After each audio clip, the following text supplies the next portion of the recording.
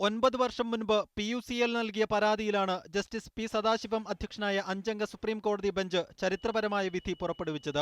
നിലവിൽ 13 വിദേശ രാജ്യങ്ങളിൽ നിഷേധ വോട്ട് രേഖപ്പെടുത്താൻ അവസരമുണ്ട്.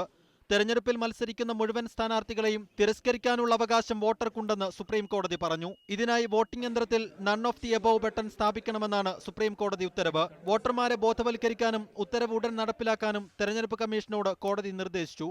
പരാതിക്കാർക്ക് വേണ്ടി കോടതിയിൽ ഹാജരായ സഞ്ജീവ് പരീഖും ഉത്തരവിനെ സ്വാഗതം ചെയ്തു. पॉजिटिव राइट ये कहने का उन सब लोगों के लिए और ये पॉलिटिकल पार्टीज को मैसेज जाने के लिए कि देश की जो जनता है, देश का जो वोटर है, वो ये चाहता है कि हमारे देश को ऐसे लोग गवर्न करें जो अच्छे हैं, जो ईमानदार हैं और ऐसे व्यक्ति नहीं जिनका क्रिमिनल बैकग्राउंड है या जिनका पूरा रिकॉर्ड टेंटेड है.